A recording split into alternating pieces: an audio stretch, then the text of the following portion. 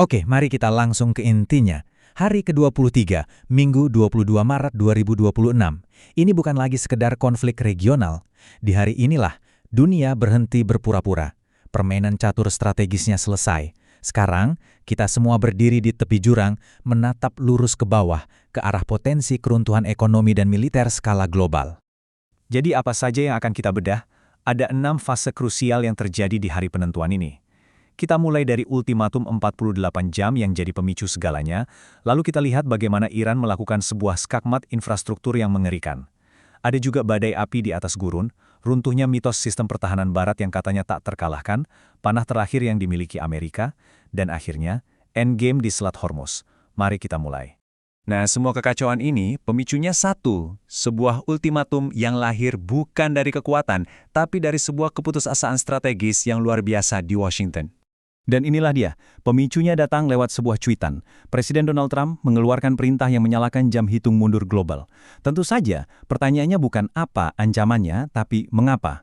Mengapa sekarang? Dan jawabannya, dan ini penting sekali untuk kita pahami, ini bukan soal keunggulan militer. Sama sekali bukan. Ini murni kepanikan. Jadi, lupakan gambaran negara adidaya yang percaya diri dan penuh perhitungan. Ancaman ini adalah teriakan histeris dari sebuah imperium yang fondasi ekonominya sedang retak parah. Washington berteriak bukan karena mereka kuat, tapi karena pasar keuangan global sedang sekarat.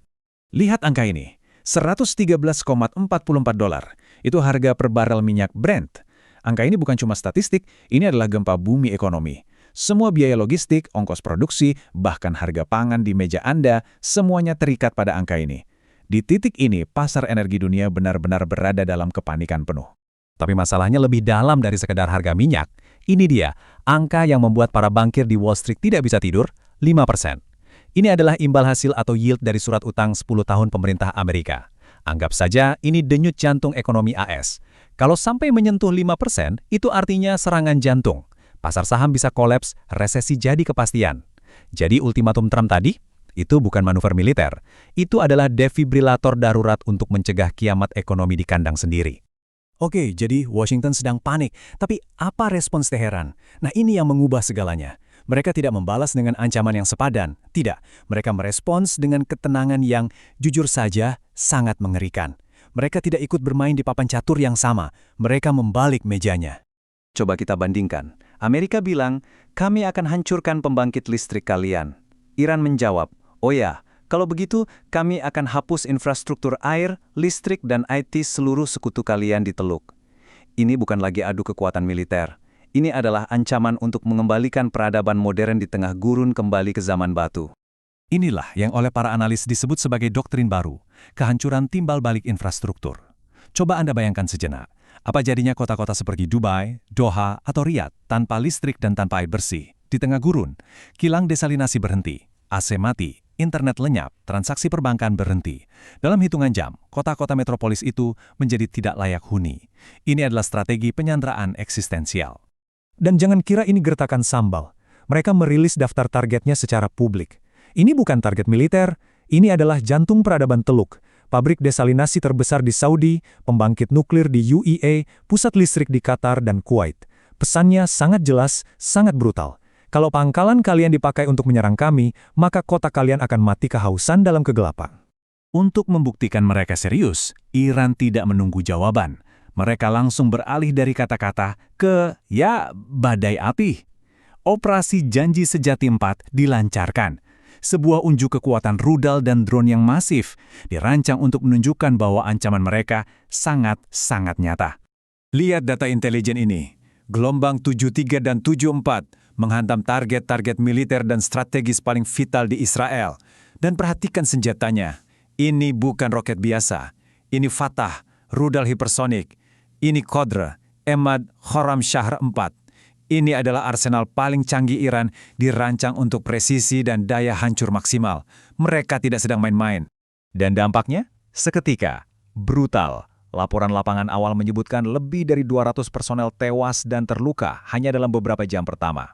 Ingat, ini bukan serangan ke area terbuka. Ini adalah serangan ke fasilitas-fasilitas yang seharusnya paling dijaga ketat di planet ini. Tapi yang lebih penting dari jumlah korban adalah targetnya. Pangkalan King Sultan di Saudi, markas armada kelima di Bahrain, Al-Dhafra di UEA.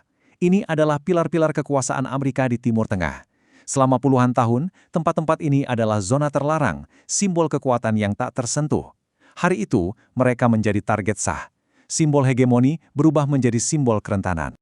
Tapi kehancuran fisik itu bahkan bukan cerita utamanya. Ada sesuatu yang lebih besar yang runtuh malam itu. Sebuah mitos. Mitos tentang keunggulan absolut teknologi pertahanan udara barat. Jadi pertanyaan yang menghantui Pentagon dan Tel Aviv adalah ini. Bagaimana mungkin sistem pertahanan udara paling canggih di dunia yang harganya miliaran dolar bisa gagal total? Dan jawabannya datang bukan dari propaganda Iran, tapi dari media Israel sendiri. Harian Ma'arif melaporkan apa yang tak terpikirkan. Sistem THAAD, andalan pertahanan rudal Amerika, berulang kali mengalami malfungsi. Sistem yang dibangun khusus untuk menghadapi ancaman seperti ini ternyata lumpuh saat benar-benar dibutuhkan.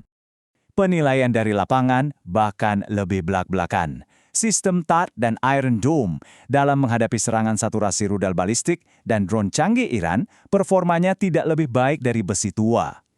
Ini bukan sekedar kegagalan teknis, ini adalah guncangan psikologis yang dahsyat. Kepercayaan diri militer barat hancur berkeping-keping. Dan guncangan ini efek dominonya terasa di seluruh dunia. Kepercayaan sekutu-sekutu Amerika dari Eropa hingga Asia mulai retak. Mereka melihat bagaimana panah di dalam kantung panah Imperium Amerika mulai habis dengan sangat cepat. Coba perhatikan grafik ini. Ini adalah mimpi buruk bagi sekutu seperti Taiwan. Setiap rudal Patriot atau Tomahawk yang ditembakkan untuk melindungi pangkalan di Arab Saudi adalah satu rudal yang tidak lagi tersedia untuk mempertahankan Taipei. Gudang senjata strategis Amerika terkuras dengan kecepatan yang belum pernah terjadi sebelumnya. Sekutu di Pasifik mulai bertanya-tanya, apakah Amerika masih punya cukup amunisi untuk melindungi kami?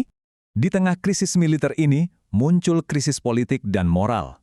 Laporan bahwa istri Perdana Menteri Netanyahu, Sarah, terbang ke Washington saat negaranya dihujani rudal, ini dilihat bukan sebagai langkah diplomasi.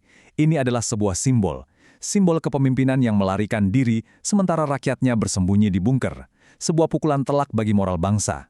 Dan lingkaran ini membawa kita kembali ke awal, ke ultimatum 48 jam itu.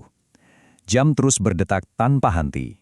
Dunia sekarang berada di babak akhir. Sebuah endgame di Selat Hormuz yang akan menentukan nasib peradaban modern seperti yang kita kenal. Iran sudah sangat-sangat jelas soal langkah terakhir mereka. Ada 3 tahap. 1. Jika Amerika menyerang, Selat Hormuz ditutup penuh.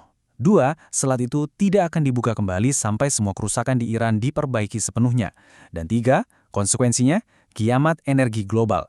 Krisis minyak tahun 73 akan terlihat seperti hari yang cerah dibandingkan dengan ini. Jadi di akhir hari ke-23 hanya ada satu pertanyaan tersisa. Satu pilihan yang dihadapi dunia. Apakah Amerika akan menelan egonya dan menerima sebuah kekalahan strategis yang memalukan? Atau mereka akan menekan tombol yang akan memicu malapetaka global? Apapun pilihannya, ini adalah akhir dari sebuah era hegemoni. Dunia sedang menahan napas, menunggu jawaban.